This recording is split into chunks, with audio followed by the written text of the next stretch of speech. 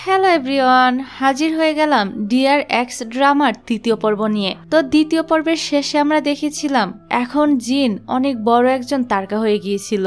আর এই পর্বের শুরুতেই আমরা ইনগং নামের এক জনপ্রিয় অভিনেতাকে দেখতে পাই। এখানে ইনগং এর সাথে জিনও এসেছিল। আর হ্যাঁ, আরেকটা কথা, এখন যে ঘটনাগুলো দেখছো এইসব কিন্তু আগের ঘটনার 2 বছর পরের সিন দেখানো হচ্ছে। তো এখন মেরির এজেন্সি অনেক চেষ্টা করছিল জিনকে লাইমলাইটে আনার জন্য, তাই তারা তাদেরই জনপ্রিয় অভিনেতা ইনগং এর সঙ্গে জিনকে একটি সেলিব্রিটি ফেস্টিভ্যালে পাঠায়। আমরা দেখতে পারি তারা দুজন একসাথে রেড কার্পেটে হাঁটছিল। এখানে জিন তার পোশাকে প্যাচ লেগে আটকে গেলে ইনগং সেখানে এসে হিরোর মতো করে জিনকে হাত ধরে নিয়ে যায়। তারপর তারা একসাথে খুব রোমান্টিক ওয়েতে রেড কার্পেটে হাঁটতে থাকে। এবার তারা স্টেজে গিয়ে বক্তব্য রাখে। এদিকে জুন বিলবোর্ডে জিনের বক্তব্যগুলো শুনতে থাকে। পরের দিন ইনগং এর সাথে আমরা আরো একটা অ্যাক্ট্রেসকে দেখতে পাই, যার নাম ছিল লিনা। লিনাও খুবই ফেমাস ছিল। আসলে লিনা আর ইনগং সম্পর্কে ছিল, তবে এখন তাদের ব্রেকআপ হয়ে গিয়েছে। ইনগং লিনার সাথে এখন আর কোনো সম্পর্কই রাখতে চাচ্ছিল না, কিন্তু লিনা তো এখনো ইনগং এর পিছু ছাড়ে না। সে না বলেই ইনগং এর বাসায় চলে আসে। এতে করে ইনগং অনেক রেগে যায় আর বলে, আমাদের দুজনের ব্রেকআপ হয়ে গিয়েছে, তুমি কেন বারবার আমার বাসায় আসো? লিনা বলে, আমাদের তো প্রায়ই ঝগড়া হয়, তাই বলে কি ব্রেকআপ করতে হবে? ইনগং বলে, আগের কথা বাদ দাও, এখন আর আমি তোমার সঙ্গে সম্পর্কটা রাখতেই চাচ্ছি না, তাই তুমি আমার পিছু ছেড়ে দাও, এতেই ভালো হবে। তবে তাদের দুজনের ব্রেকআপের কথায় এখনো অফিসিয়ালি অ্যানাউন্সমেন্ট করা হয়নি। আর তারা দুজন কিন্তু মেরির এজেন্সি থেকেই কাজ করে, মানে তারাও মেরির আন্ডারেই। যাক, পরের দিন একটা শুটিং এর দৃশ্য দেখতে পাই, যে দৃশ্যে লিনা গাড়ির মধ্যে বসে থাকবে আর জিন বৃষ্টিতে ভিজে ভিজে তার কাছে এসে সাহায্য চাইবে। কিন্তু গতকাল জিন ইনগং এর হাত ধরে সেলিব্রিটি ফেস্টিভ্যালে হেঁটেছে, তাই লিনা জিনের উপর প্রচন্ড রেগেছিল। আর সেই রাগ আজকে লিনা জিনের উপর ঝাড়তে থাকে।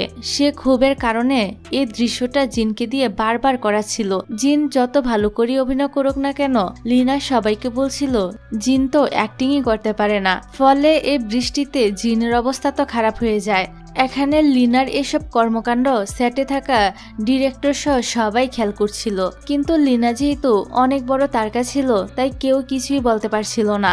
এত কাহিনীর পর তো লিনা শেষ বেশ এই শুটটা করতেই চাইছিল না, সে এখান থেকে চলে যেতে চায়। তাই ডিরেক্টর জিনের কাছে এসে বলে লিনার সাথে তার ব্যক্তিগত যত সমস্যা আছে সেগুলো যেন সে মিটিয়ে ফেলে, কারণ আজকে যদি তারা শুটিং করতে না পারে তাহলে তাদের অনেক টাকা লস হয়ে যাবে। জিন বলে, ঠিক আছে, আমি ব্যাপারটা দেখছি। এরপরে আমরা জানতে পারি লিনার কাছে এতদিন যেসব বড় বড় ব্র্যান্ড ছিল ওই সবগুলোতে এখন জিন কাজ করছিল, আর এই সব কিছু করাচ্ছিল মেরি।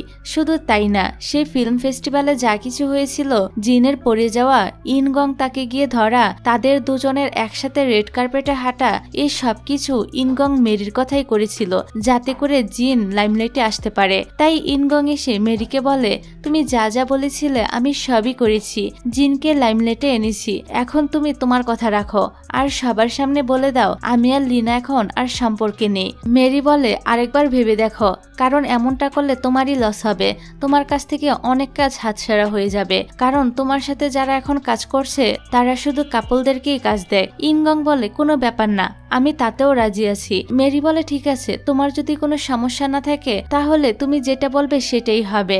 অন্যদিকে মেরির ম্যানেজার যখন তাকে জানায় লিনা শুটিং সেটে এসব কর্মকাণ্ড করে বেড়াচ্ছে, তখন মেরি তাড়াতাড়ি করে সেখানে চলে আসে আর লিনাকে বলে, চুপচাপ শুটিংটা শেষ করে ফেলো, তা না হলে তোমার যে যে সমস্যাগুলো রয়েছে আমি কিন্তু সবকিছু সবার সামনে ফাঁস করে দিব। এখানে মেরি লিনাকে আরো অনেক কিছু বলে ভয় দেখায়, ফলে লিনা তো বাধ্য হয়ে এবার মেরির কথা শুনতে হয়, আর না শুনলে তো তার কেরিয়ার পুরো শেষ হয়ে যাবে। লিনাকে মেরির সব কথা মানতে দেখে জিন তো তার ম্যানেজারের কাছে জিজ্ঞাসা করে, মেরি লিনাকে কি এমন কথা বলল যে লিনার তেরামি একদম ঠিক হয়ে গেল? এই ম্যানেজারের নাম ছিল সিউকি। সিউকি কিছুদিন আগেও লিনার ম্যানেজার ছিল, তবে মেরি এখন তাকে জিনের ম্যানেজার বানিয়ে দিয়েছে। ম্যানেজার জিনকে বলে, মেরির কাছে প্রত্যেকেরই একটা করে ফাইল থাকে, যার মধ্যে তাদের অতীতের যত কালো অধ্যায় থাকে সেগুলো লেখা থাকে, আর সে ফাইল দিয়ে মানুষকে কন্ট্রোল করে, যাতে করে কোনো অ্যাক্টর বা অ্যাক্ট্রেস যদি বেয়াদবি করে তাহলে ওদের পাস্ট সামনে এনে তাদেরকে ভয় দেখাতে পারে। এই ফাইলগুলো মেরি সাধারণত তার অফিসেই রাখে। পরের দিন জিন মেকআপ রুমে বসে মেকআপ নিচ্ছিল, তখনই সেখানে লিনা এসে বলে, তুমি তো দেখছি আমার সবকিছুই কেড়ে নিচ্ছ, ইনগং এর উপরও দেখি তোমার নজর পড়েছে। জিন বলে, ওইটা আমার ডিসিশন ছিল না, মেরি আমাকে ইনগং এর সঙ্গে সে অনুষ্ঠানে পাঠিয়েছিল। লিনা বলে, তুমি কি ভেবেছ মেরি যদি তোমার সাথে থাকে তাহলে তুমি অনেক দূর এগিয়ে যাবে? জিন বলে, আরে সে কথা বাদ দাও, আগে এটা বলো মেরি তোমার সম্পর্কে এমন কি জানে যার জন্য তুমি এত ভয় পাচ্ছ? এই কথা বলে জিন তো লিনাকে নিয়ে মজা উড়াতে থাকে, সাথে লিনাকে হুঁশিয়ারি দিয়ে বলে, আমার কাছ থেকে দূরে থাকো, আমার জীবনে নাক গলাতে এসো না, তা না হলে আমি তোমাকে এই ইন্ডাস্ট্রি থেকে পুরোপুরি শেষ করে দিব। জিনের কথাগুলো শুনে লিনার তো প্রচন্ড রাগ হয়। যাই হোক, তারপর একদিন জিন বাড়ি যাওয়ার সময় জুনের একটা ছবি বিলবোর্ডে দেখতে পায়। আসলে এই 2 বছরে জিনের কোনো সম্পর্কই ছিল না, আর এতদিনে জুনও একজন বড় রাইটার হয়ে গিয়েছিল, এমনকি সে তার নামটাও পরিবর্তন করে ফেলেছে। নাম পরিবর্তন করলেও আমরা জুনকে জুন বলেই ডাকবো। পরের দিন জুন তার ফ্যানদেরকে অটোগ্রাফ দিচ্ছিল, আর তার ঠিক উপরের ফ্লোরে একটা ড্রামার শুটিং চলছিল। জুন উপরের দিকে তাকিয়ে দেখে শুটিংটা করছে জিন, আর সে দৃশ্যের নায়ক চরিত্রে আছে ইয়ংগং। সেখানে লিনাও উপস্থিত ছিল। জুন জিনকে দেখে নিজেকে আর আটকাতে পারে না, সে জিনের দিকে এগিয়ে যায়। ঠিক তখনই জুনের মা সেখানে চলে আসে, আর জুনকে সেখানে দেখে টেনে নিয়ে যায় এবং বলে, তুমি এখনো পর্যন্ত জিনের পিছনে ঘুরছো? জুনের মাকে এই কথাটা বলতে আবার লিনা শুনে ফেলে। এটা শোনার পর তো লিনার মুখের এক্সপ্রেশনটাই বদলে যায়। তারপর লিনা নিজের ম্যানেজারকে ডেকে বলে, এই যে এই লেখকটার সঙ্গে আমার দেখা করার ব্যবস্থা করো, তার সম্পর্কে আমি সবকিছু জানতে চাই। এদিকে ওই ঘটনার পর জুনের মা তো মেরির কাছে আসে। সে মেরিকে এসে বলে, আমি জিনের মা। মেরি অবাক হয়ে বলে, কি বলছেন আপনি? ওর তো কোনো মাই ছিল না, ওর মা তো ও ছোট থাকতেই মারা গিয়েছিল, আর ওর বাবাকেও তো কেউ একজন খুন করেছিল। জুনের মা বলে, আমি ওর সৎ মা ছিলাম, আমি ওর খেয়াল রাখতাম। তার মার মৃত্যুর পর কিছুদিনের জন্য তার বাবার সাথে আমার বিয়ে হয়েছিল। মেরি বলে, আমি জানি সে কথা, কিন্তু আপনি তার খেয়াল কবে রেখেছিলেন? আপনি তো সেদিন রাতেই তাকে বাড়ি থেকে বের করে দিয়েছিলেন। জুনের মা বলে, ও কি আপনাকে সব বলেছে? ও কি বলেছে কিভাবে সে নিজের বাবাকে মেরেছিল? ঠিক তখনই জিন মেরির সাথে দেখা করতে আসে। বাইরের রিসিপশন থেকে তাকে জানানো হয় তার মা নাকি তার সাথে দেখা করতে এসেছে। এদিকে মেরি ওনাকে বলে, আপনার যত টাকা লাগে নিতে পারেন, কিন্তু এসব কথা ছড়ানো বন্ধ করুন। জিন তার বাবাকে মারেনি, যে ব্যক্তি মেরেছে সে ব্যক্তি এখন জেলে রয়েছে। জুনের মা বলে, আমার কোনো টাকার দরকার নেই, আমি শুধু এখানে এসেছি আপনাকে সাবধান করার জন্য, ওকে নিজের কাছ থেকে দূরে রাখেন। ঠিক এই সময় জিন ভিতরে আসে। এবার তো জুনের মা জিনের দিকে তাকিয়ে বলে, সাবধান, ওর থেকে সবাই দূরে থাকবেন, তা না হলে দেখবেন একদিন সে আপনাকে গিলে খাবে। এই কথাগুলো বলে তিনি চলে যায়। জিন মেরিকে বলে, এইসব ব্যাপারের জন্য আমি অনেক বেশি দুঃখিত। মেরি বলে, আমি এমন মানুষের সাথে ডিল করতে করতে অভ্যস্ত হয়ে গেছি, এমন বহুত দেখেছি। যখনই কেউ সেলিব্রিটি হয় তখনই তাদের আত্মীয় স্বজন হঠাৎ করে উদয় হয়ে এসব উল্টাপাল্টা কথা বলতে থাকে। এসব নিয়ে আমি কিছু মনে করিনি। যাক, এবার জিন যখন এখান থেকে চলে যাচ্ছিল তখন লিনা তাকে আটকে বলে, তোমার এমন কি আছে অতীতে যে তোমার নিজের মাও তোমার পাশে দাঁড়ায় না? আমি তো তোমার অতীত জানতে খুবই আগ্রহী। জিন বলে, আমার থেকে দূরে থাকো, যদি তুমি এসব করতে থাকো তাহলে তোমার পরিণতি খুবই ভয়ঙ্কর হবে। লিনা তো মজা নিয়ে বলে, তুমি আমার চিন্তা না করে নিজের চিন্তা করো, এই বলে সে হাসতে থাকে। পরের দিন লিনা জুনের সাথে দেখা করতে আসে।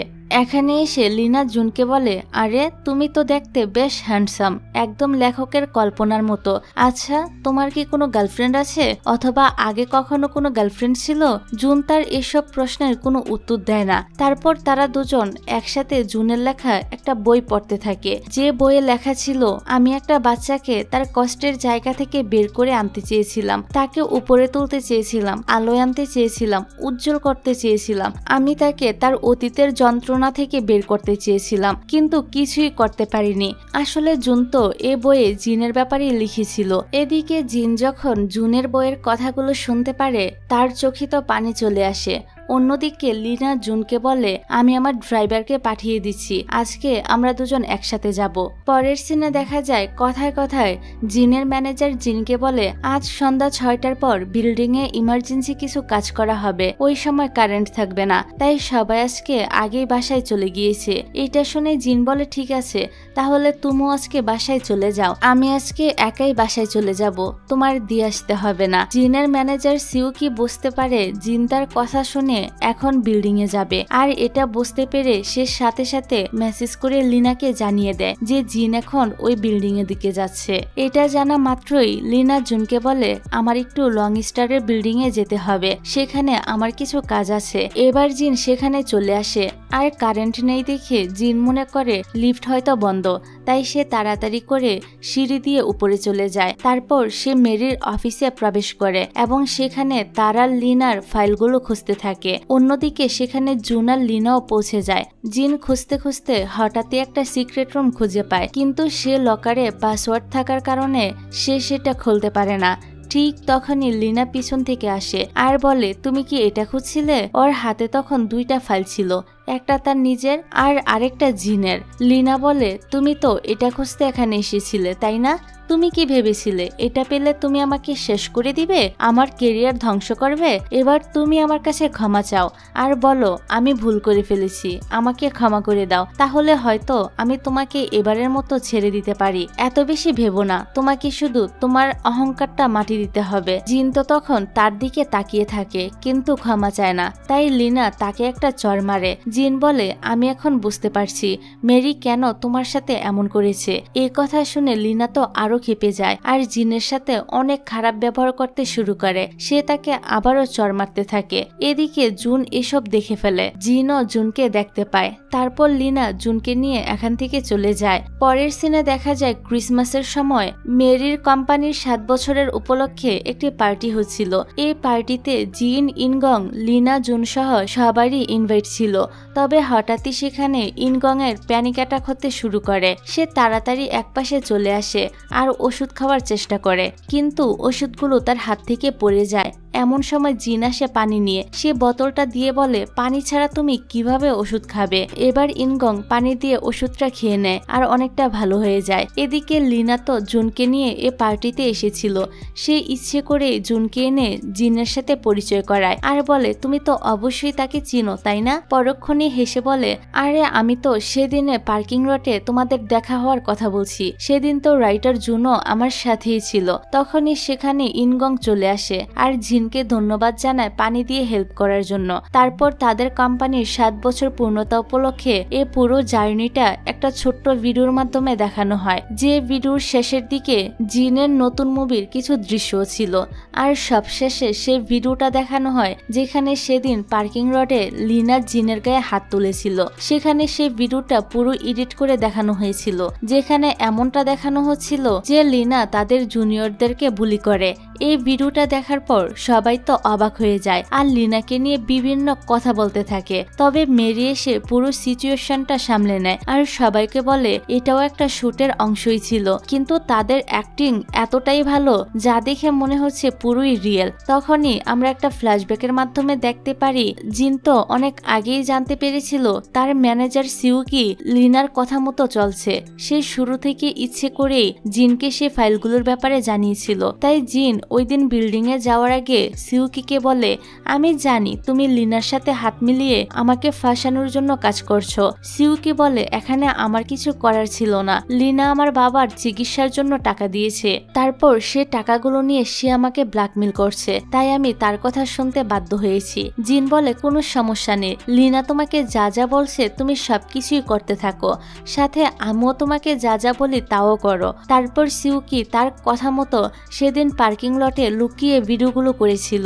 ইভেন ওই দিন জিন তো ইচ্ছে করে মার খেয়েছিল যাতে করে সিউকি এ সব কিছুর ভিডিও করতে পারে। যাক, বর্তমানে দেখা যায় জিন লিনার কাছে আসে আর বলে আমি যদি এই ভিডিওগুলো লিক করে দেই তাহলে তোমার কেরিয়ারের কি হবে বুঝতে পারছো? চারদিকে হইহুল্লোড় পড়ে যাবে, সবাই বলে বেড়াবে লিনা তার জুনিয়রদেরকে মারধর করে, তখন তোমার ইমেজ একদম নষ্ট হয়ে যাবে আর কেউই তোমাকে কাজ দিবে না। তুমি যদি এগুলো থেকে বাঁচতে চাও তাহলে এখনই আমার কাছে ক্ষমা চাও। এখানে জিন ঠিক সেই কথাগুলোই বলে যেগুলো লিনা ওই দিন তাকে পার্কিং লটে বলেছিল। সবশেষে জিন বলে, আরে ভয় পাচ্ছ কেন? আমি তো তখন মজা করছিলাম। আমি তো চাই তুমি আমার থেকে শুধু দূরে থাকো।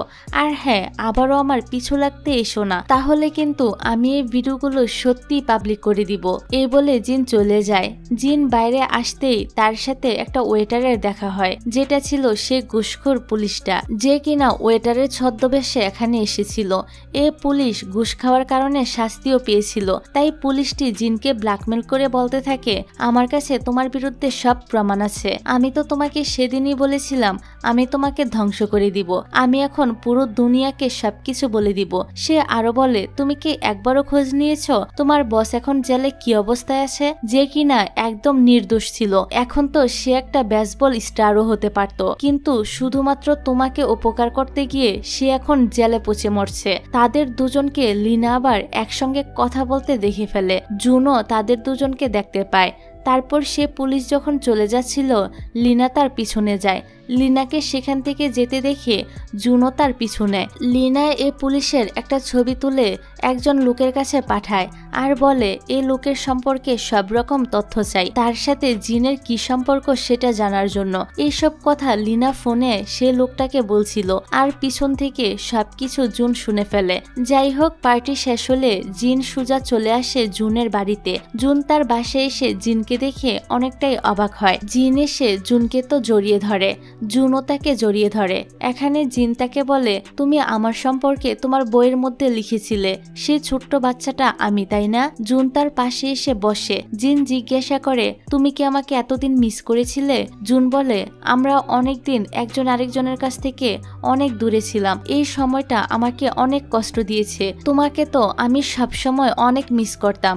আমি তো ভেবেছিলাম এখন হয়তো সবকিছুই আমাদের মধ্যে বদলে গিয়েছে, কিন্তু কিছুই বদলায়নি, সবই আগের মতো আছে। জিন বলে, আমার জীবনে শুধু কষ্টের গল্পই রয়েছে। আমি ভেবেছিলাম সবকিছুকে পিছনে ফেলে আমি এগিয়ে যাব, কিন্তু না, আমি এখনো সে একই জায়গায় ফিরে এসেছি। আমি এখন খুবই ক্লান্ত। এরপর সে জুনকে বলে, দয়া করে আমাকে একটা সাহায্য করবে? তুমি আমাকে শিখাবে কি করে ভালোবাসতে হয়? আমি ইনগংকে ভালোবাসতে চাই। আসলে জিন তো ইনগং এর খ্যাতি আর ক্ষমতা ব্যবহার করে সবার থেকে টপে পৌঁছাতে চায়। তাই সে এবার তার পরবর্তী টার্গেট ইনগংকে বানিয়েছে, যেটার জন্য সে এখন জুনের কাছে সাহায্য চাইছে। জিনের এই কথাগুলো শুনে বেচারা জুনের চোখে পানি চলে আসে। সে মনে মনে প্রচন্ড কষ্ট পায়, কারণ সে ছোট থেকে সে জুনের পাশে ছিল আর তাকে অনেক আগে থেকে ভালোবেসে আসছে। কিন্তু জিন শুধু নিজের স্বার্থ ছাড়া তো আর কিছুই বুঝে না, এমনকি জুনের ভালোবাসাও না, বরং জুনকে সে নিজের কাজে সবসময় ব্যবহার করে আসছে। পরের সিনে আমরা ইনগংকে দেখতে পাই। তার ফোনে দুইটা মেসেজ আসে। প্রথম মেসেজটা আসে লিনার কাছ থেকে। লিনা ইনগংকে বলে, জিন তো পুরাই সাইকো একটা মেয়ে, তুমি তার কাছ থেকে দূরে থাকো। আর দ্বিতীয় মেসেজটা আসে জ্যাক নামের আরেকটা ছেলের কাছ থেকে, যে তার মেসেজের মাধ্যমে ইনগং এর অ্যাক্টিং এর অনেক প্রশংসা করে। তারপর আমরা জুনকে দেখতে পাই, সে নিজের বাসা থেকে বের হয়ে আসে। ঠিক তখনই তার মা তার বাসায় আসে, কিন্তু জুন সেটা দেখতে পায় না। জুনের মা ঘরে ঢুকেই জিনকে দেখতে পায়। জিনকে দেখে উনি অনেক রেগে যায় আর জিজ্ঞাসা করে, তুমি এখানে কি করছো? জিন বলে, আপনি আমার অফিসে গিয়েছিলেন, তাই আমাকে তো এখানে আসতেই হতো। এই শুনে জুনের মা জিনকে একটা চড় মারে আর বলে, এখন অভিনয় করো বলে কি মনে করো তুমি আমার ছেলের যোগ্য হয়ে গিয়েছো? আমি কিন্তু কিছুই ভুলে যাইনি, তুমি তোমার নিজের বাবাকে মেরে ফেলেছো। আমার ছেলের কাছ থেকে দূরে থাকো। জিন বলে, আপনি আমার অফিসে যখনই যাবেন তখনই আমি আপনার ছেলের বাড়িতে চলে আসব। এই শুনে জুনের মা তো জিনকে ধরে মারতে শুরু করে দেয়। ঠিক তখনই সেখানে জুন চলে আসে আর তার মাকে জিনকে ছেড়ে দিতে বলে। জিন তখন ইনোসেন্ট হয়ে জুনকে বলে, দেখেছো, আমি বলেছিলাম না কিছুই বদলায়নি, আমি এখনো নরকেই পড়ে আছি। এই বলে জিন সেখান থেকে চলে যায়। যাক, পরের সিনে আমরা একটা ড্রামার শুটিং এর দৃশ্য দেখতে পাই। যে ড্রামার মেন লিড ছিল ইনগং এবং জিন। এটা ড্রামার একদম শেষের দৃশ্যের শুটিং ছিল, যেখানে তারা একে অপরকে জড়িয়ে ধরে। এখানে জিন তো ইনগং এর আরো কাছে আসতে চাচ্ছিল, তাই ইনগং শুটিং শেষে জিনকে নিয়ে একটা জায়গায় বসে আর বলে, জানো আমার পপুলার হওয়ার যাত্রাটা কিভাবে শুরু হয়েছিল? শুরুতে আমি এক আইডল গ্রুপে ছিলাম, যেখানে আমাকে অনেক স্ট্রাগল করতে হয়েছিল। আমাদের আইডল গ্রুপের মেন সিঙ্গার ছিল জ্যাক। একদিন জ্যাক ভুল করে একটা খাবার খেয়ে ফেলে যেটাতে বাদাম ছিল। আমি সেটা দেখেও তাকে কিছুই বলিনি, যদিও আমি জানতাম তার বাদামে অ্যালার্জি ছিল। পরে সে খাবার খেয়ে অসুস্থ হয়ে পড়ে, ফলে আমি ওর বদলে স্টেজে উঠে পারফর্ম করি। তখনই আমি প্রথমবারের মতো সবার চোখে পড়ি আর মেরি আমাকে সাইন করায়। কিন্তু আজ আমার অনুশোচনা হয়, সেদিন চাইলেই তো আমি তাকে থামাতে পারতাম, আর আজকে আমার জায়গায় সেই থাকতো। আমি তোমাকে এই সবকিছু এই কারণেই বলছি যাতে করে তুমি আমার মতো ভুল না করো। তুমি এমন কোনো কাজ করো না যেটার দায় তোমাকে সারা জীবন বয়ে বেড়াতে হবে আর আমার মতো সারা জীবন অনুশোচনা করতে হবে। কথাগুলো বলে ইনগং সেখান থেকে চলে যায়। ইনগং এই কথাগুলো বলেছিল কারণ সে জানে সেদিন সে থাপ্পড় খাওয়ার ভিডিওটা জিনই অ্যাড করেছিল। পরের সিনে দেখা যায় ঘুষখোর পুলিশ জিনকে কল করে বলে, আমি যেখানে বলেছি সেখানে চলে এসো, কারণ তুমি নিশ্চয়ই চাও না যে তোমার সত্যটা পুরো দুনিয়ার সামনে চলে আসুক। এই জন্য জিন তো ক্যাপ পরে চুপচাপ সেখানে গিয়ে হাজির হয়। এদিকে আমরা ইনগংকে দেখতে পাই, সেও ঠিক সেই জায়গায় গিয়েছিল যেখানে জিনকে ডাকা হয়েছে। সে সেখানে তার পুরনো আইডল গ্রুপের সাথে দেখা করতে গিয়েছিল। ইনগং তাদের সাথে দেখা করে যখন রুমের বাইরে আসে তখন জিনকে দেখতে পায়। জিন যে রুমে প্রবেশ করে সেটা ছিল একটা ভিআইপি রুম, যেখানে মার্ডার ব্যতীত সব ধরনের ইলিগাল কাজ করা হয়, মানে ড্রাগস গ্রহণ করা, কেনাবেচা, এসব আর কি। জিন তো সেখানে এসে কোথাও পুলিশকে দেখতে না পেয়ে ফোন করে জিজ্ঞাসা করে সে কোথায়। পুলিশ বলে, আমি তো সেখানে যাইনি, আমি তোমাকে সেখানে তোমার ভবিষ্যৎ দেখানোর জন্য ডেকেছি। এদিকে যাকে হুডি পরে দাঁড়িয়ে থাকতে দেখছো সে তোমার মতো স্টার হতে চেয়েছিল, তাকেও কিন্তু লঞ্চ করা হয়েছিল, কিন্তু সে যথেষ্ট ট্যালেন্টেড ছিল না। এরই মধ্যে হঠাৎ করে তার স্কুল বুলিং এর কেসটা ফাঁস হয়ে যায়, আর এখন তার বর্তমান অবস্থা হলো এই। আমি এসব তোমাকে এই কারণেই বলছি কারণ তোমার ভবিষ্যৎও এমনটা কিন্তু হতে পারে। আমি যখন তোমার সত্যটা পুরো দুনিয়ার সামনে তুলে ধরবো তখন তুমি কি করবে? এই কথা শুনে জিন তো রেগে রুম থেকে বেরিয়ে আসে। তখনই তাকে রুমের বাইরে ইনগং দেখে ফেলে। ইনগং বলে, তুমি এই ভিআইপি রুমে কি করছিলে? আমি তোমাকে কখনো এখানে দেখবো ভাবিনি। জিন বলে, তুমি আমাকে ভুল বুঝছো, আমি এই ভিআইপি রুমে কোনো ড্রাগস নিতে আসিনি, আমি একজনের সাথে দেখা করতে এসেছিলাম, কিন্তু সে আর আসেনি। কিন্তু ইনগং এর তো জিনের কোনো কথাই বিশ্বাস হচ্ছিল না। অন্যদিকে আমরা কিমকে দেখতে পাই, সে এখন জেল থেকে বের হয়ে এসেছিল। কিম এখন একটা প্রাইভেট ডিটেকটিভ কোম্পানিতে কাজ করতে শুরু করেছিল, যেখানে লুকিয়ে বিভিন্ন ইনভেস্টিগেশনের কাজ করা হয়। কিমকে তার বস ঘুষখোর পুলিশের ইনফরমেশন বের করতে বলে। কিমও তার কাজে লেগে পড়ে। তারপর দেখা যায় ঘুষখোর পুলিশটা একটা হোটেলে লাঞ্চ করছিল। কিম সেখানে খাবার খেতে যায়, তারপর সুযোগ বুঝে তার ফোনের সাথে নিজের ফোনটা বদলে ফেলে। পুলিশ যখন রেস্টুরেন্টের বাইরে যায়, কিম সাথে সাথেই ওনার ফোন থেকে সব ডাটা ট্রান্সফার করতে শুরু করে। এদিকে পুলিশটা যখন বুঝতে পারে এটা তার ফোন ছিল না, তখন তিনি তো সাথে সাথে রেস্টুরেন্টে ফিরে আসে, আর কিম তখন তার ফোনটা দিয়ে নিজের ফোনটা ফেরত নিয়ে নেয়। পরের দিন ঘুষখোর পুলিশটা রিপোর্টার লিমের সাথে দেখা করতে যায়। সেখানে বসে তারা জিনকে নিয়ে কথা বলছিল। এখানে পুলিশকে ফলো করতে করতে কিমও চলে এসেছিল। কিম জিনের কথা শুনে তো অনেক অবাক হয়ে যায়। পুলিশ বলছিল জিন তার বাবাকে খুন করেছে আর তার বিরুদ্ধে যথেষ্ট প্রমাণ আমার কাছে আছে। এই কথা শুনে কিম তো এসে জুনকে কল করে আর তার সাথে দেখা করতে চায়। জুনও রাজি হয়ে যায়। পরের দিন কিম জুনের সাথে এসে দেখা করে আর বলে, মার্ডার কেসে জিনের নাম কিভাবে এলো, তুমি কি কিছু জানো? জুন এখানে ব্যাপারটা পুরোপুরি নিজের মতো করে বানিয়ে কিমকে বলতে থাকে। সে বলে, জিনের বাবাকে জিন মারেনি, জিনের বাবাকে যে মেরেছে সে এখন জেল খাটছে, আর ওই পুলিশ আসামির কাছ থেকে একবার ঘুষ নিয়েছিল, যার কারণে তাকে বরখাস্ত করা হয়েছে।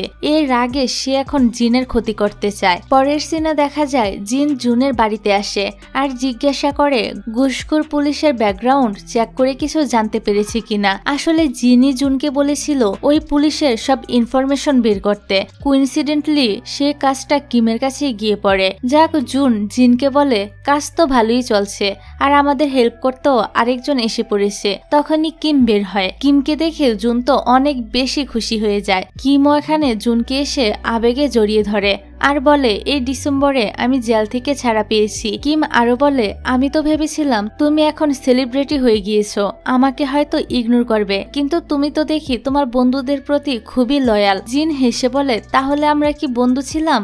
কিম বলে ও সরি, তুমি তো আমার বস ছিলে। এসব কথা নিয়ে তারা দুজনে হাসতে থাকে। তাদের দুজনকে হাসতে দেখে জুনেরও অনেকটাই ভালো লাগে, কারণ জুন সবসময় জিনকে খুশি দেখতে চায়। এদিকে ইনগং টিভিতে জিনকে দেখছিল। এখানে আমাদেরকে ইনগং এর পুরো ইতিহাসটা দেখানো হয়, যেটা জুন আর কিম খুঁজে বের করেছিল। তারা জানতে পারে কিভাবে ইনগং ওই মিউজিক শোতে তার বন্ধুর বদলে পারফর্ম করেছিল, কিভাবে সে আইডল গ্রুপের সদস্য ছিল আর মেরিতাকে এনে একজন স্টার বানিয়ে দেয়। তারপর থেকে মেরিতাকে লাগাতার কাজ করতে বাধ্য করে আর সে কাজের চাপে ইনগং এর তো ডিপ্রেশনে প্যানিক অ্যাটাক হতে শুরু করে। তাই সে ড্রিঙ্কস করতে শুরু করে। এইসব কিছু ছাড়াও তার ভিতরে একটা গভীর গিল্টি ফিল কাজ করত, কারণ সে মনে করে সে জ্যাকের সাথে অন্যায় করেছে, তার জন্যই জ্যাকের কেরিয়ার নষ্ট হয়ে গিয়েছে। তাছাড়া ইনগং এর মা বাবা কেউই বেঁচে নেই। তার বাবা একটা গাড়ি দুর্ঘটনায় মারা যায় আর তার বাবার মৃত্যুর খবর পেয়ে তার মাও নিজের জীবন শেষ করে দেয়। এরপর থেকে তাকে আর তার ছোট ভাইকে তার নানি বড় করেছে। তার জীবনের সবচেয়ে কাছের মানুষ হলো তার নানি। তারপর কিম ইনগং এর নানিকে ফলো করে ওনার বাসা পর্যন্ত পৌঁছে যায় আর সেখান থেকে নানির একটা ডায়েরি নিয়ে চলে আসে। ওই ডায়েরিটা সে জিনকে দেয়। জিন ডায়েরিটা পড়ে গ্র্যান্ডমা কি করতে পছন্দ করে, তার মেয়ের পছন্দের খাবার, ইনগং এর পছন্দের খাবার, এই সব কিছুর ব্যাপারে জানতে পারে। পরের দিন নানি একটা প্রার্থনা হলে প্রার্থনা করতে যায়। জিন তো নানিকে দেখানোর জন্য সেখানে চলে আসে এবং নিজের বাবা মায়ের জন্য প্রার্থনা করতে থাকে। তার পরিকল্পনা অনুযায়ী নানিও সেটা লক্ষ্য করে। নানির বান্ধবীরা বলে ওকে চিনিস, ও তো একজন অভিনেত্রী, বেচারি এখানে এসেছে ওর বাবা মায়ের জন্য প্রার্থনা করতে। তারপর জিন তার পরের পরিকল্পনা অনুযায়ী তার ম্যানেজার সিউকিকে একটা ফ্ল্যাট গিফট করে সেই বিল্ডিং এ যেখানে ইনগং এর নানি থাকে। জিন বলে এখন তোমার নতুন বাড়ি হয়েছে, আমি তোমাকে কিছু গিফট পাঠাতে চাই। সে ইচ্ছে করে অনেকগুলো রাইস কেক নিয়ে আসে আর সিউকিকে বলে সে ভুলে এতগুলো রাইস কেক অর্ডার করে ফেলেছে। জিন সিউকিকে বলে এখন যেন সে তার প্রতিবেশীদেরকে এই রাইস কেকগুলো দিয়ে দেয়।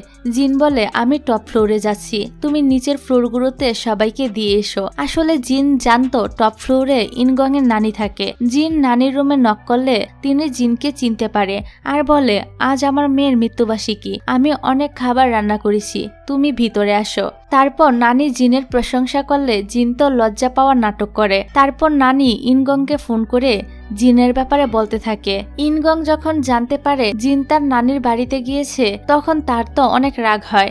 এবার নানিও ফোনটা রেখে দিয়ে জিনের সাথে কথা বলতে চলে আসে। নানির তো জিনকে খুব পছন্দ হয়েছিল। সে ধীরে ধীরে ইনগং এর সম্পর্কে সবকিছু বলতে শুরু করে। ঠিক তখনই সেখানে ইনগং চলে আসে আর জিনের হাত ধরে বলে চলো এখান থেকে, তুমি এখানে কেন এসেছো? নানি বলে ও এখানে আসেনি, আমি তাকে ডেকেছি। এবার নানির সামনে ইনগং আর কিছু না বলে জিনকে বাইরে নিয়ে আসে। জিন এখানে বলে আমার মনে হয় তুমি আমাকে ভুল বুঝছো, আমার কোইন্সিডেন্টলি তোমার নানির সাথে দেখা হয়ে গিয়েছে। উনি যে তোমার নানি হয় এটা তো আমি জানতামই না, কিছুক্ষণ আগে তোমার নানির কাছ থেকেই জানতে পেরেছি। ইনগং বলে তুমি কি মনে করেছো আমি তোমার এসব নাটক বিশ্বাস করব? জিন ইমোশন হয়ে বলতে থাকে আমি কি এমন ভুল করেছি যার জন্য তুমি এত রেগে যাচ্ছ? ইনগং বলে চলে যাও এখান থেকে। জিন ইনগং এর দিকে গভীর দৃষ্টিতে তাকিয়ে বলে আজকে একটা জিনিস পরিষ্কার হলো, তুমি এখনো তোমার অতীতেই আটকে আছো, মনের মধ্যে কষ্ট ধরে রেখেছো, তুমি নিজেই নিজেকে শাস্তি দিয়ে যাচ্ছ। এভাবে চলতে থাকলে তুমি নিজেই শেষ হয়ে যাবে। আর তুমি কি জানো তোমার সবচেয়ে বড় সমস্যা কি? যখনই কেউ তোমার কাছে আসতে চায় তুমি তাকে দূরে ঠেলে দাও। এভাবে চলতে থাকলে একসময় তুমি পুরোপুরি একা হয়ে যাবে। তারপর সে আরো বলে, মানুষ তোমার পিছনে বলে তুমি নাকি তাড়াতাড়ি মারা যাবে, কিন্তু তোমার সামনে কেউ এ কথাটা মুখ ফুটে বলে না, কারণ সবাই তোমাকে ভয় পায়। কিন্তু আমি তোমাকে সত্যিটা এই কারণেই বলছি, কারণ আমি তোমাকে অনেক কেয়ার করি। আমি চাই না তুমি তাড়াতাড়ি মারা যাও। জিন এসব কথা বলতে বলতে একদম কান্না করে ফেলে। ইনগং তখন বলে, আমি কি কখনো তোমাকে বলেছি আমার জন্য এত চিন্তা কর, আর তুমি আমার দাদির কাছে আর কখনোই আসবে না। এই শুনে জিন তো কষ্ট পাওয়ার নাটক করে আর সেখান থেকে চলে যায়। তারপর জিন জুনের বাসায় আসে আর জুনকে বলে, আমার জাল আমি বিছিয়ে এসেছি, এখন হয়তো সে আমাকে ঘৃণা করবে, নয়তো আমাকে ভালোবাসতে বাধ্য হবে। জিন জুনকে আরো বলে, চিন্তা করো না, আমি ইনগংকে শুধু 1 বছরের জন্য ডেট করব, তারপর আবারও ফিরে আসব, আর তাকে ব্যবহার করে আমি শীর্ষ নায়িকার তালিকায় পৌঁছে যাব। এটা বলে জিন সেখান থেকে চলে যায়। তারপর জিন ইনগং এর জন্য পরবর্তী জাল বিছায়। সে ইনগং এর ম্যানেজারকে ফোন করে যাতে সে ইনগংকে একটা বেকারি শপে নিয়ে আসে, আর ঠিক তেমনটাই হয়। তার ম্যানেজার ইনগংকে মিথ্যা বলে। সে বলে ডিরেক্টর বলেছে সে এখানে মিটিং করতে চেয়েছে। মিটিং শেষ হলে ডিরেক্টর সেখান থেকে চলে যায়। ঠিক তখনই সেখানে ইনগং এর বন্ধু জ্যাক চলে আসে। জ্যাক আর ইনগং একসাথে বসে কথা শুরু করে। জ্যাক বলে, আমি জানতাম তোমার মধ্যে একজন ভালো আর্টিস্ট হওয়ার প্রতিভা আছে, কিন্তু আমি নিজেই তো ওই আইডল গ্রুপে শ্বাসরুদ্ধ হয়ে যাচ্ছিলাম। লাউড মিউজিক, অতিরিক্ত কাজ, এই সবকিছু আমার কাছে এক ধরনের মানসিক যন্ত্রণা মনে হচ্ছিল। আমি কখনোই সত্যিকার অর্থে ওইটার প্রতি প্যাশনেটই ছিলাম না। আমি ইচ্ছে করে এই ক্যারিয়ার থেকে বেরিয়ে এসেছি। তাই আমার কথা চিন্তা করে নিজেকে টর্চার করা বন্ধ করো। সত্যটা জেনে ইনগং তো রাগে পাগল হয়ে যায়, কারণ সে এতদিন ভেবে এসেছিল তার জন্যই হয়তো জ্যাকের ক্যারিয়ারটা নষ্ট হয়ে গিয়েছে।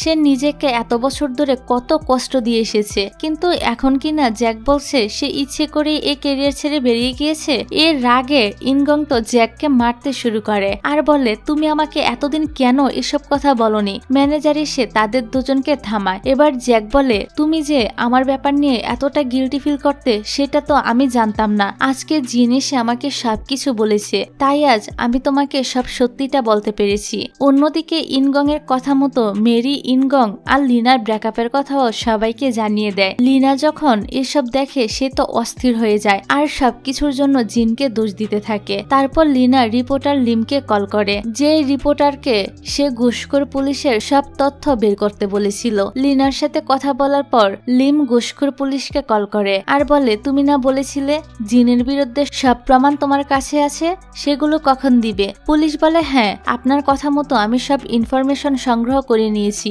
আমি এখনই সেসব কাগজ নিয়ে আপনার কাছে চলে আসছি। কিন্তু ঠিক তখনই কিম এসে তাকে কিডন্যাপ করে নিয়ে যায়। জ্ঞান ফিরতে পুলিশ তার সামনে জুন আর কিমকে দাঁড়িয়ে থাকতে দেখে হতবাক হয়ে যায় আর বলে, এসব কি, দিনের বেলা আমাকে অপহরণ করেছো? ওরা শান্তভাবে বলে, আমরা আপনাকে অপহরণ করিনি, আর হ্যাঁ, এটা তোমার মেয়ের কেস। তোমার মেয়ে তো ড্রাগস নিতে গিয়ে ধরা পড়েছে, আমাদের কাছে আর সব প্রমাণ রয়েছে। চাইলে এখন আমরা তোমার মেয়ের জীবন নষ্ট করে দিতে পারি। যদি এমনটা না চাও তাহলে জিনের পিছু ছেড়ে দাও আর সেই রিপোর্টারকে না করে দাও। এই কথা শোনার পর রিপোর্টারের ফোনে পুলিশ মেসেজ করে জানায়, মার্ডার সম্পর্কে আমার কাছে কোনো তথ্যই নেই, জিন কাউকে মার্ডার করেনি। রিপোর্টার তো এই মেসেজ দেখে হতবাক হয়ে যায় আর পুলিশকে কল করে, কিন্তু ততক্ষণে তিনি ফোনটা সুইচ অফ করে দিয়েছিল। এবার রিপোর্টার লিনার কাছে এসে বলে, জিনের ব্যাপারে আমরা কিছুই খুঁজে বের করতে পারছি না। এটা শুনে লিনা তো রেগে একদম পাগলের মতো করছিল। অন্যদিকে জুন আর কিম রিপোর্টারকে নিয়ে কথা বলে। কিম বলে রিপোর্টার হলো লিনার কাজিন, তাই সে সবসময় লিনাকে নিয়ে অনলাইনে ভালো ভালো আর্টিকেল লেখে। জুন তখন বলে, আমি লিনার সাথে কথা বলবো। কিম অবাক হয়ে বলে, তুমি লিনাকে চিনো? জুন বলে, হ্যাঁ, সে জিনকে অনেকদিন ধরেই বুলি করছে। কিম বলে, সেটা যাই হোক, এবার আমাকে একটা কথা বলো, আমি জানতে পেরেছি জিন নাকি হিরো ইনগংকে ডেট করতে যাচ্ছে, তুমি কি এটা শুনে একদমই কষ্ট পাচ্ছ না? জুন তো কোনো কথা বলে না, শুধু তাকিয়ে থাকে। কিম বলে, তুমি কেমন মানুষ? আমি যদি তোমার জায়গায় থাকতাম তাহলে কখনোই এসব মেনে নিতে পারতাম না। নিজের ভালোবাসার মানুষকে কিভাবে অন্য একজনের হাতে ছেড়ে দিচ্ছ? এর উত্তরে জুন কিছুই বলে না। অন্যদিকে ইনগং সে মুভিটাই দেখছিল যেখানে সে আর জিন একসাথে অভিনয় করেছে। তার মাথায় জিনের বলা সেই দিনের কথাগুলোই ঘুরছিল, যে মানুষ তোমার পিছনে বলে খুব শীঘ্রই তুমি মারা যাবে আর তুমি খুব একা, আমি সত্যি তোমার জন্য চিন্তা করি। এইসব চিন্তা করে ইনগং জিনের ফোনে একটা মেসেজ পাঠায়, যেখানে লেখা ছিল, জিন সরি, সেদিন তোমার সাথে খুব খারাপভাবে আচরণ করে ফেলেছি। তুমি কি আজ আমার সাথে ডিনারে যাবে? উত্তরে জিন বলে, হ্যাঁ যাব। তাহলে রাত 9টায় রেস্টুরেন্টে চলে এসো। এবার রাতের বেলা ইনগং জিনের সাথে ডিনারের জন্যই যাচ্ছিল। তখন রাস্তায় কিমের সাথে ইনগং এর গাড়ির ছোট্ট একটা অ্যাক্সিডেন্ট হয়ে যায়। আসলে কিমকে এখানে জিনই পাঠিয়েছিল, যাতে করে ইনগং এর ডিনারে আসতে লেট হয়। এদিকে আমরা লিনাকে দেখি, সে জিনের তথ্য না পেয়ে আপসেট হয়ে ড্রিঙ্কস করতে চলে আসে। এখানে তার সাথে দেখা করতে জুনো আসে। লিনা হঠাৎ করে জিনকে জিজ্ঞাসা করে, আচ্ছা একটা কথা বলো তো, তোমার আর জিনের মধ্যে আসলে সম্পর্কটা কি? জুন বলে, ছোটবেলায় আমাদের বাবা মায়ের বিয়ে হয়েছিল, এভাবে জিন আমার সৎ বোন হয়। লিনা বলে, কিন্তু তোমার চোখে তো ওর প্রতি যে অনুভূতি সেটা মোটেও ভাই বোনের মতো না। তুমি কি মনে করো আমি তোমার কথা বিশ্বাস করব? জুন হেসে বলে, তুমি তো দেখি আমার মন পড়তে পারছো, তার মানে কি এটা আমার প্রতি তোমার প্রেম? সে কথাটা ঘুরিয়ে ফেলে আর কি। অন্যদিকে জিন রেস্টুরেন্টে বসেছিল। ওয়েটার এসে বলে, 10টা বাজলে রেস্টুরেন্ট বন্ধ হয়ে যাবে, আপনাকে এখন চলে যেতে হবে। জিন তখন রেস্টুরেন্ট থেকে বের হয়ে যায়। এদিকে ইনগং দৌড়াতে দৌড়াতে রেস্টুরেন্টে আসে। ততক্ষণে রেস্টুরেন্ট তো বন্ধ। সে দেখতে পায় জিন এর ঠান্ডার মধ্যে বাইরে দাঁড়িয়ে তার জন্য অপেক্ষা করছে। অন্যদিকে কিছু লোক জিনের পোস্টার দেখে তাকে নিয়ে বাজে কথা বলছিল। এসব কথা শুনে জুনের মাথা গরম হয়ে যায় এবং সে তাদের সাথে মারামারি শুরু করে। তখন লিনা সেখানে এগিয়ে আসে, সবাইকে সেখান থেকে তাড়িয়ে দেয়। পরের সিনে আমরা দেখি ইনগং জিনের কাছে এসে বলে, আজ তুমি আমার জন্য এতক্ষণ অপেক্ষা করলে কেন? জিন নাটক করে বলে, তোমার সাথে তো আমি কোনো যোগাযোগই করতে পারছিলাম না, তাই তোমার জন্য অনেক ভয় হচ্ছিল, তোমার কিছু হয়েছে কিনা এ নিয়ে অনেক চিন্তা হচ্ছিল। ইনগং তাকে সরি বলে, সাথে জানায় রাস্তায় ছোটখাটো একটা অ্যাক্সিডেন্ট হয়েছিল, তাই আসতে লেট হয়েছে। জিন অ্যাক্সিডেন্টের কথা শুনে এমন একটা ভান করে যেন ইনগং এর জন্য দুশ্চিন্তায় সে মরেই যাচ্ছে। সে বলে, কি অ্যাক্সিডেন্ট? তুমি ঠিক আছো তো? কোথাও লাগেনি তো?